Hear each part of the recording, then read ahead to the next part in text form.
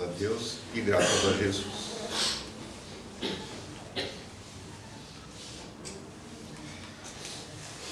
Hoje o tema da nossa palestra é Sede perfeitos. Sede perfeitos como és perfeito o vosso Pai que estais nos céus. Então, quando a gente vê essa continuação do tema, a gente acha que a régua está muito alta, né? Porque sede perfeito como o vosso Pai que estais nos céus, e a gente sabendo que Deus, Ele tem a perfeição absoluta. Só que a gente tem que pensar que a gente é capaz de buscar a perfeição relativa, de acordo com o nosso esforço, de acordo com a nossa capacidade. E o que a gente tem que começar? A gente tem que começar por coisas mais simples. Porque a gente tem referenciais, a gente tem o referencial de Deus, a gente tem o referencial do seu Filho, Jesus, mas a gente teve a oportunidade, ainda tem, de ter vivido nessa existência com vários seres que dão exemplo dessa perfeição. Então a gente pega, por exemplo, Chico Xavier. Tem pessoas aqui que tiveram a oportunidade de ir lá para Uberaba, conhecê-lo pessoalmente. Minha mãe conheceu, minha mãe trabalhou com ele. E o que ele fez de diferente da gente? Ele simplesmente lutou durante toda a sua existência para corrigir seus próprios defeitos. A gente tem o exemplo da Madre Teresa de Calcutá. Ela estava em clausura, num convento, e ela olhava pela janela e via uma comunidade de pessoas carentes, de pessoas sem condições de se instruírem. Ela mandou uma carta para o Papa pedindo uma permissão para se afastar da clausura. Ela começou, depois de mais de um ano, ela recebeu a permissão e ela saiu do convento e foi até aquela comunidade. A princípio ela quase foi apedrejada. Então existem momentos da nossa vida que não só as orações, as preces vão ser o suficiente. Às vezes a gente sente a necessidade de colocar em prática o que a gente aprende. Então a gente tem vários referenciais.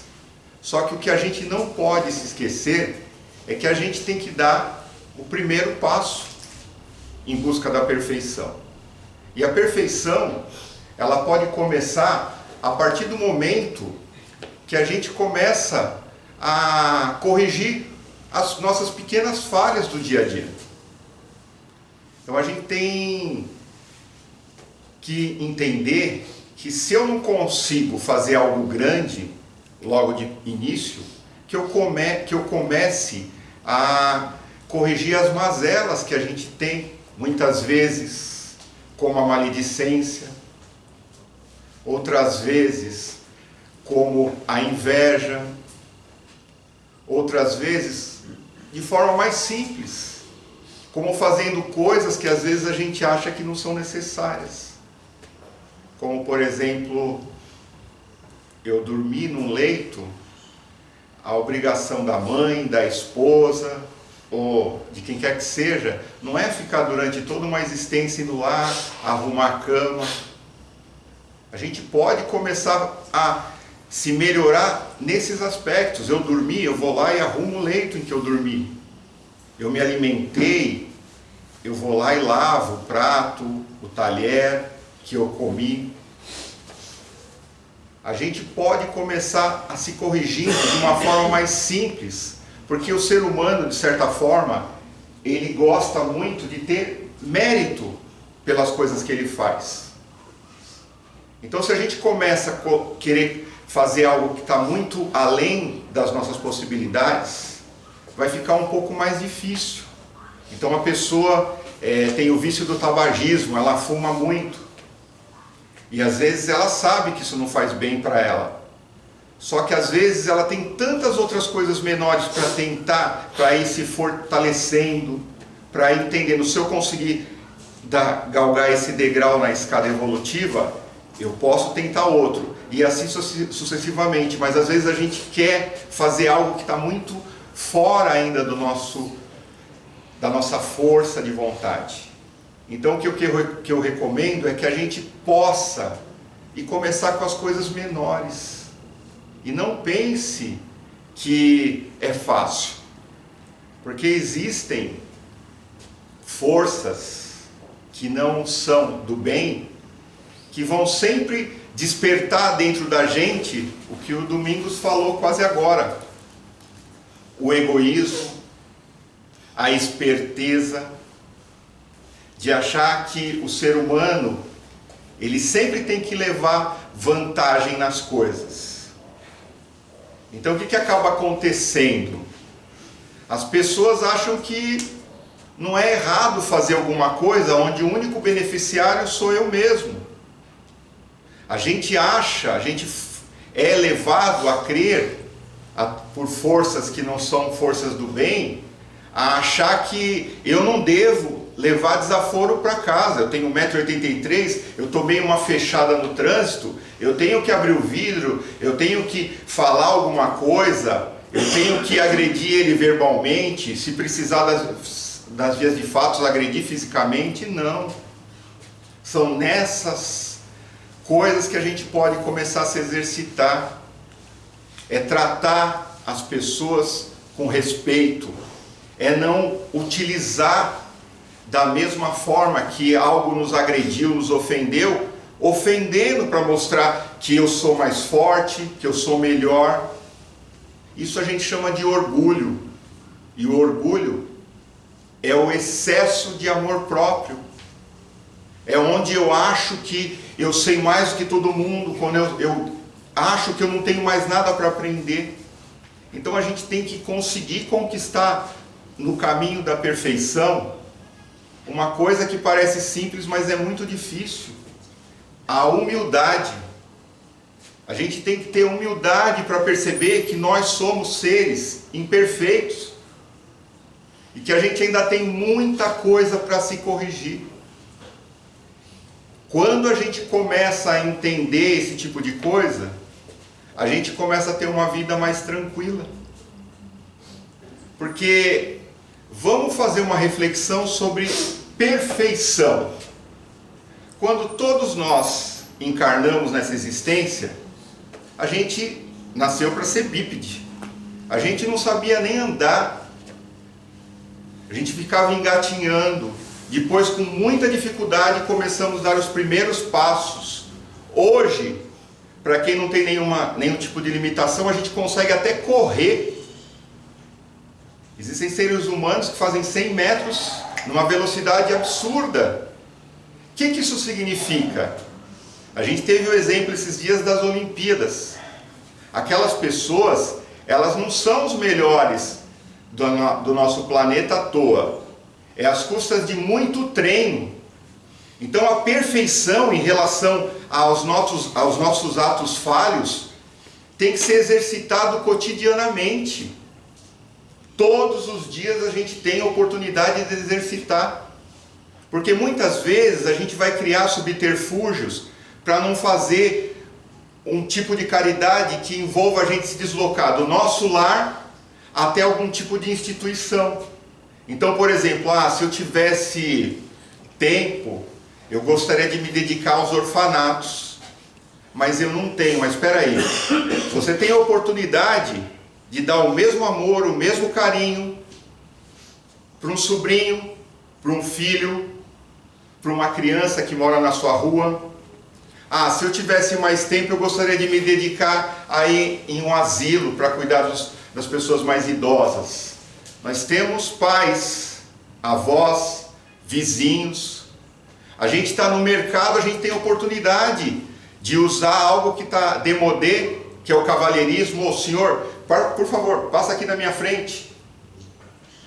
Muitas vezes a gente critica quando a gente vai num supermercado, num shopping, que a gente vê aquelas vagas para idosos. Será que a gente esquece que a gente está envelhecendo e que aquelas vagas vão ser para nós mesmos? Então a gente tem muitas oportunidades de se exercitar. é controlar o nosso ímpeto quando a gente é confrontado, quando alguém... É muito fácil, né? A gente dialogar com pessoas que têm as mesmas convicções, que pensam nas mesmas coisas. Mas e quando as pessoas pensam diferente? A gente vê as brigas que existem na própria política, na própria família, por causa de tendências diferentes. Uns votam no A, outros no B. É nesses momentos que a gente tem a oportunidade de exercitar. O que se espera da gente é que nós sejamos homens perfeitos. Daí a gente já tem um dilema, né? Que as mulheres vão falar, mas homem perfeito não existe. Mas os homens perfeitos é no sentido de humanidade, de seres humanos perfeitos. E o que a gente entende como ser humano perfeito? É aquele que não tem, como a gente viu a história do Gandhi, preconceitos. A gente não deve ter preconceitos raciais,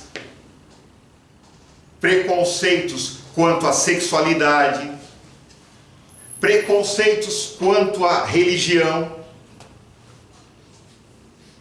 Isso já é um grande passo, porque a gente vai tratar as pessoas como iguais, como irmãos. E isso é algo que é muito simples de a gente fazer se a gente começar a exercitar.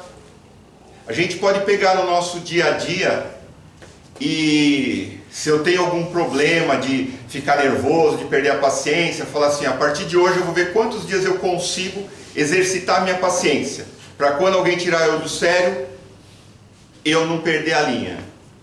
Olha, consegui um dia, 2 dias, 3 dias, vai chegar uma hora que a gente não vai estar mais perdendo a cabeça quando alguém dá uma fechada na gente. Porque isso é caridade? Às vezes aquela pessoa, ele acha que o tempo dele é mais precioso do que o seu, por isso que ele não pode parar no farol fechado, no farol vermelho. Muitas vezes a forma dele extravasar aquilo que ele está vivenciando é fazendo esse tipo de coisa, sendo imprudente, negligente, imperito. Só que a gente pode falar, puxa vida, ele me deu uma fechada e eu não xinguei. Ele deve estar com problema, então eu fui caridoso. É o exercício diário das coisas que vão contra aquilo que a gente não gosta, é que faz com que a gente vai se aperfeiçoando. E existem alguns pilares que hoje estão sendo tirados. Hoje em dia, as forças que não são do bem, eles estão colocando que não existe uma coisa básica, que é a verdade. A verdade é relativa. A bondade hoje é relativa. Então a gente precisa de pilares. Então a gente tem alguns pilares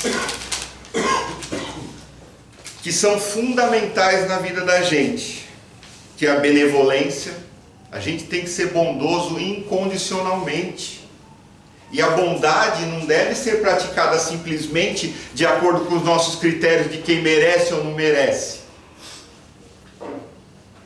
Quem somos nós para sairmos daqui e decidirmos quem merece um cobertor, quem merece um prato de comida? Porque a gente tem que tirar dentro da gente sentimentos de sermos passados para trás. Não importa se a pessoa vai vender aquele cobertor, se ela vai pegar aquele prato de comida e vai fazer alguma coisa que não seja se alimentar, mas saciar sua fome. O importante é o nosso coração em querer ajudar as pessoas. Um outro pilar é a indulgência. A gente acabou de começar essa palestra, perdoai as nossas dívidas. Obrigado. Mas a gente tem uma dificuldade tremenda em perdoar as pessoas.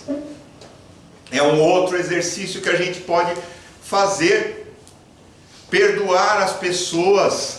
Às vezes a gente se melindra porque um irmão, uma cunhada, um tio, uma mãe, um pai falou alguma coisa que a gente não gostou. Às vezes ficam irmãos do mesmo laço sanguíneo, anos sem se falarem, porque não tem a humildade de chegar, não importa quem. Eu acho que a gente tem que chegar num ponto da nossa vida que a gente não tem que se importar tanto em ter razão. A gente tem que se importar em viver bem com as pessoas, em colocar em prática o perdão. Oh, desculpa, a sua presença na minha vida é importante, então eu não quero mais ficar com esse afastamento de você. Você é meu irmão, me desculpa, me perdoa se eu te fiz alguma coisa errada, mesmo que ele tenha me ofendido. Isso é a prática da caridade, do amor ao próximo. A gente tem outro pilar, que é a abnegação. O que seria a abnegação? É se desprender do nosso egoísmo. O egoísmo que leva a gente a ter tanta dificuldade em buscar coisas que vão fazer com que a gente cada dia se transforme em um ser humano melhor. E o quarto pilar é o devotamento, dedicação às práticas do bem. A gente tem que ter como alicerce da nossa vida que a gente tem que praticar o bem. Eu recomendo para vocês, é um filme um pouco antigo, mas é muito interessante, que chama Corrente do Bem, onde o professor passa um trabalho para os alunos, que hoje seria do 4º ano, e o menino tem uma ideia de ajudar 3 pessoas, não importa o problema, mas fazer o melhor, e pedir para eles que retribua, passe para frente. O que eu fiz por você, faça para mais 3 pessoas, sem esperar nenhuma paga, sem esperar nenhum tipo de retorno. Vocês já pensaram se a gente conseguisse fazer isso? Ia ser uma proporção geométrica. A quantidade de pessoas que nós poderíamos ajudar. E a gente não precisa ir muito longe. Porque às vezes a gente acha que a perfeição está em fazer coisas grandiosas. Não. Chegar em casa e pegar uma blusa e deixar no carro e se deslocar daqui ou para qualquer outro lugar e ver alguém tremendo de frio e descer e falar, essa blusa é para você, a gente está se aperfeiçoando. Olhar no nosso guarda-roupa e ver que a gente tem 4 cobertores, enquanto a gente vê vários irmãozinhos se cobrindo nesse frio que está fazendo hoje, nesses dias, com um pedaço de papelão, e chega lá, ó, essa cobertura é para você. A gente está se aperfeiçoando. O que eu gostaria agora de deixar para vocês é em relação a coisas maiores. A gente tem, quando a gente aprende alguma coisa e a gente sabe o quanto que agindo da forma que a gente está agindo vai ser prejudicial na vida da gente, a gente tem que chegar a um momento da nossa vida que a gente não tem que perder a oportunidade de melhorar. Então isso vale para o alcoolismo, para o tabagismo, e eu vou pegar o gancho sobre o que ele falou, sobre algumas tribos, né, que são canibais. Eu vou pegar o nosso país. A gente sabe, eu há 38 anos atrás, um livro bom para vocês lerem é um livro do Ramatiz. Há 38 anos atrás eu parei de comer carne. Então a partir daquele momento eu sabia que nenhum animal mais ia ser morto por minha causa. Hoje o nosso país tem um total de 14% que são vegetarianos. 8% da população mundial é vegetariano. Ou seja, é muito difícil mudar algo que 92% da população mundial é carnívoro. Só que eu quero fazer terminar a nossa palestra de hoje com algo para vocês refletirem. São Paulo é o estado que tem a maior quantidade de pets. Depois vem Minas Gerais, depois Rio Grande do Sul. Ou seja, é uma coisa muito bacana. Foi criada uma legislação para proteger os animais, né? Então já está tendo uma consciência. Só que agora eu sou um cachorro que acabou de encarnar. Sabe qual seria a primeira coisa que eu ia perguntar? A hora que eu saísse do ventre da cadela que me deu a luz, que país que eu estou? Que país que eu estou? Nossa, infelizmente você está na China. Meu Deus, vou ser comido. Agora eu sou uma vaca Eu encarnei, que país que eu tô? Você está no Brasil. Oh meu Deus, queria tanto estar na Índia. De 20 a 40% dos indianos são vegetarianos e lá a vaca é um animal sagrado. Então fica aí algo para vocês refletirem, tá bom? Vamos encerrar?